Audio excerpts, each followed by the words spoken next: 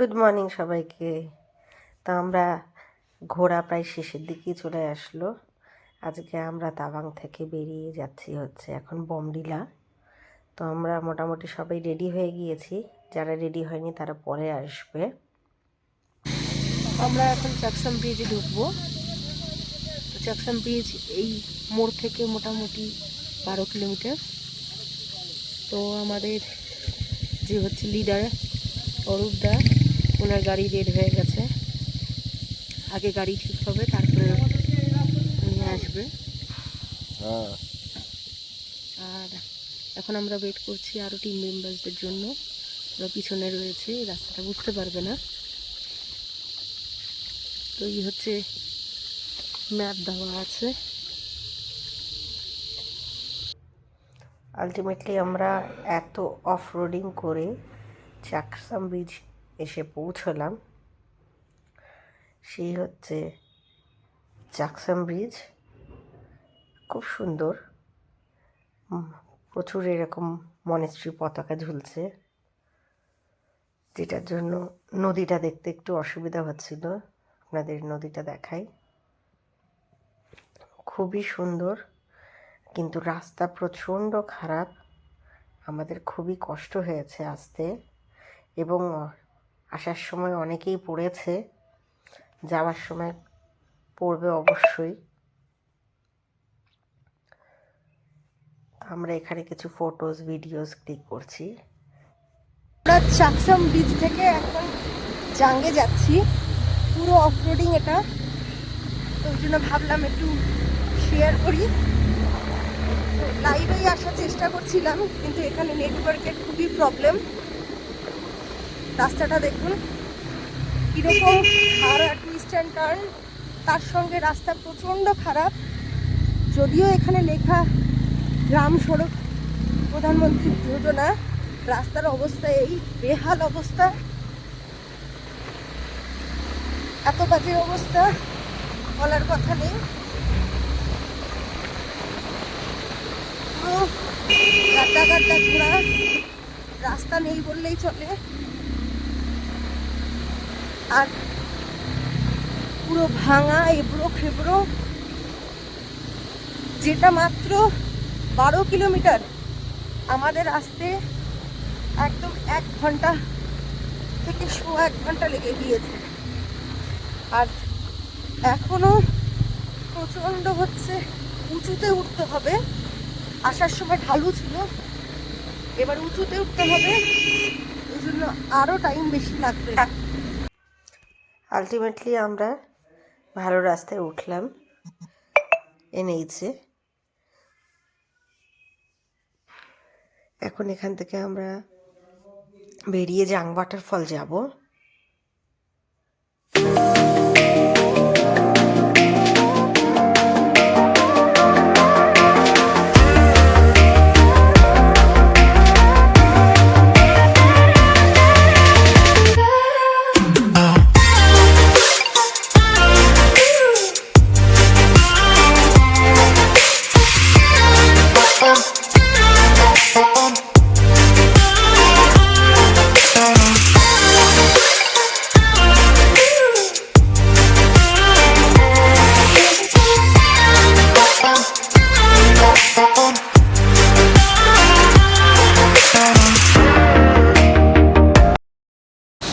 এই ওয়াটারফলস যাওয়ার পথ।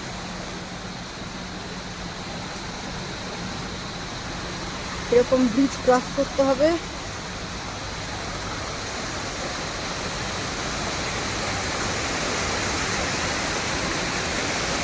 ছোট ওয়াটারফল আছে, অনেকটা নিচে নামতে হবে।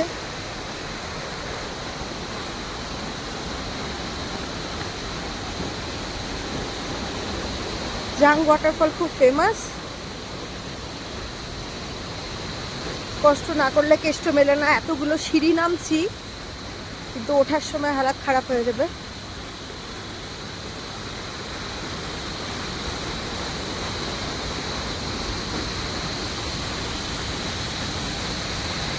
মাথাটা একটু দেখতে পেয়েছি ওয়াটারফলসে, এখন দেখা যাক।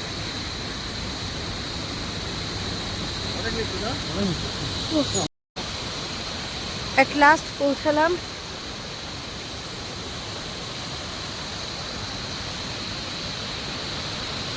এইখানে চলো তোমাদের পুরো ভিউটা দেখাই ওয়াটারফলটা কীরকম।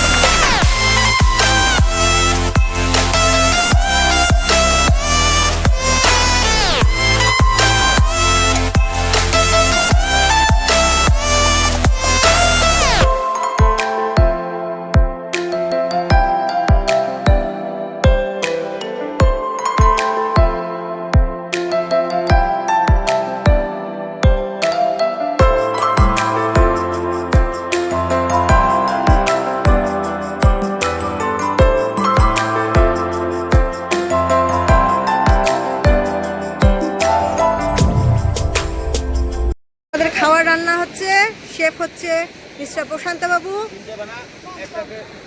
কড়াই বার্নার সব নিয়ে এসছে, এই যে মশলা, সবজি কাটা হয়ে গেছে। এটা আমাদের মাস্টারদা, উনি হচ্ছে এখন টমেটো পেঁয়াজ কাটছে।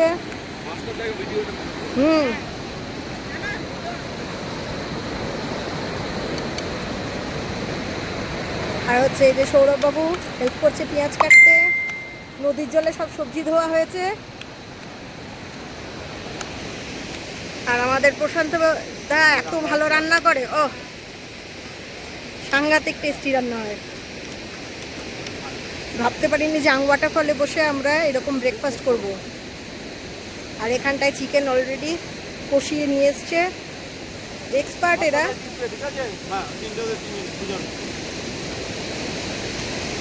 একদম এক্সপার্ট, ফটাফট রান্না হয়ে যাবে। আমাদের খাওয়া দাওয়া সেরে আমরা এখন আবার সেলা পাসের উল্টো দিকটাই সেলা টানেল, ওই দিক দিয়েই যাব। সেম রাস্তা দিয়ে এসেছিলাম আগের বার, এখন আমাদের ফেরত যাওয়ার টাইম। ওই দিক দিয়েই আমরা হচ্ছে বোমডিলায় ঢুকবো। তো এই হচ্ছে সেলা টানেল, যেটা খুব রিসেন্টলি তৈরি হয়েছে, এই বছরের প্রথম দিকেই প্রধানমন্ত্রী ইনগরেট করেছে। এক দিকটা খুলেছে, আরেক দিকটা হয়নি এখনও। তো এটা মোটামুটি লেন্থ হচ্ছে 1250 মিটার।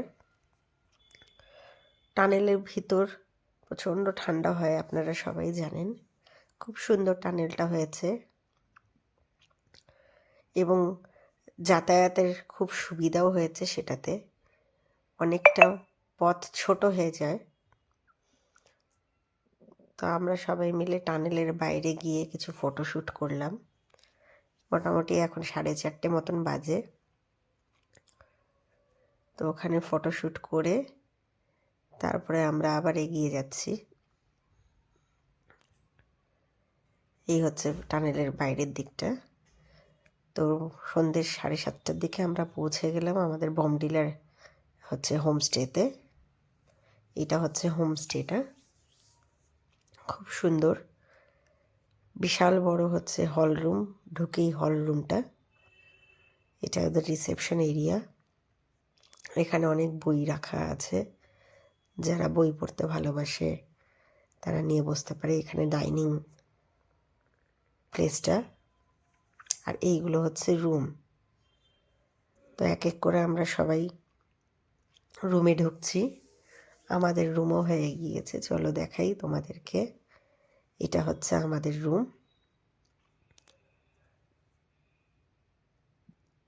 খুব ভিতরটা খুবই সুন্দর, প্রচণ্ড ঠান্ডা ছিল। খুবই ঠান্ডা লাগছিল। তো এটা হচ্ছে একদম গোছানো ছোট্টর মধ্যে সুন্দর একটা রুম। টিভি, ওয়াইফাই সবই আছে, কিন্তু আমাদের আর এনার্জি নেই টিভি দেখার। এটা হচ্ছে ওয়াশরুমটা, গিজারও লাগানো আছে এখানটায়। তো আমার গিজারে হঠাৎ করে একটু হাতটা পুড়েও গেল, এত গরম জল বুঝতে পারিনি। তো এখন ফ্রেশ হয়ে আমরা খেতে যাব। আজকে খুব টায়ার্ডও হয়ে গিয়েছি। রাতের মেনুতে ছিল রুটি, ডিমের কষা, স্যালাড, একটা তরকারি আর আচার ছিল, ডাল ছিল তার সঙ্গে। যারা ভাত খাবে ভাতও ছিল। তো আমি তো রুটি খাই, রুটিটাই নিলাম। আজকের মতন তাহলে এখানেই শেষ করলাম। আবার ব্লগ নিয়ে খুব তাড়াতাড়ি আসবো।